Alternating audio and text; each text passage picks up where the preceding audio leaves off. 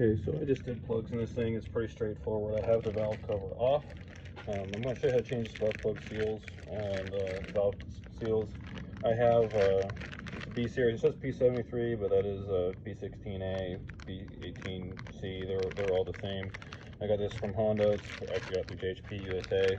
But I'll show you how to stick these in. There's just 4 seals here and a valve cover gasket. And I like to put some silicone on my corners and underneath the spark plug seals. You get this clean with brake clean beforehand and stick it on. Now, one thing you'll notice with these, they do have a top and a bottom. You'll see how there's kind of like this little groove in here. You want that towards the inside. That way it'll kind of help seal in that cavity. The other thing, why I get like Honda ones versus aftermarket ones, they have these little grooves on them here. These little ribs, and it's hard to see on the camera, they help it stay inside. So stick those guys in. We'll stick some silicone on them. Honestly, doesn't really need it because these are good seals, and we should be good to go. Then you just take your rubber gasket. The other thing that comes on a kit, I always replace these. I like Honda ones. See, the old ones fall apart. These things make it look nice and slick. This guy just sits in the groove. I won't show that on camera. And then we'll just put some silicone on the corners and stick her in. Okay, so I put just the tiniest bit of color around the spark plug seals. And then one thing to note on this, there's this little mark here. This is for your intake side. That's where there's a groove in the gasket. It goes there. I just do the corners and just the slightest bit of color on the spark plug seals.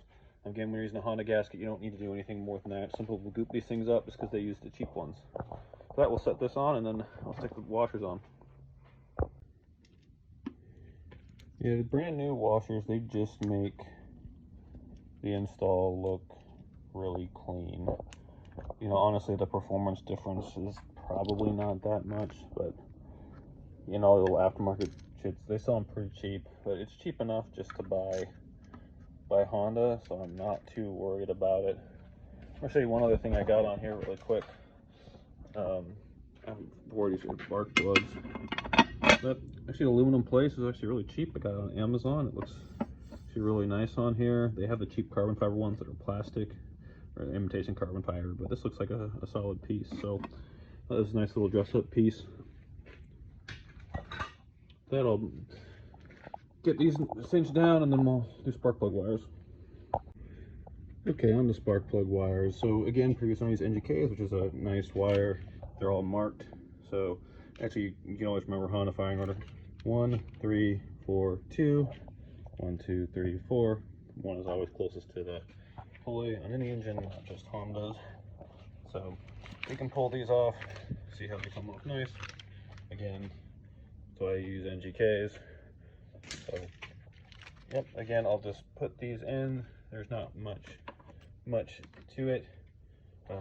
These good thing is they're numbered, so you can start with any one. Again, 1, 3, 4.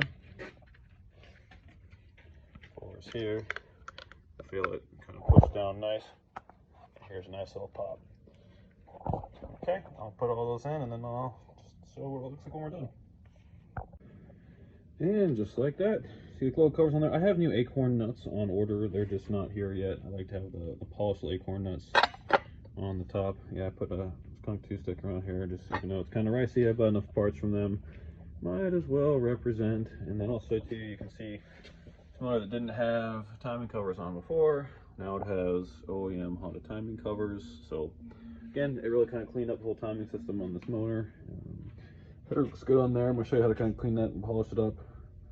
Next time I have to fabricate the mid pipe for it. But again, we're making some good progress.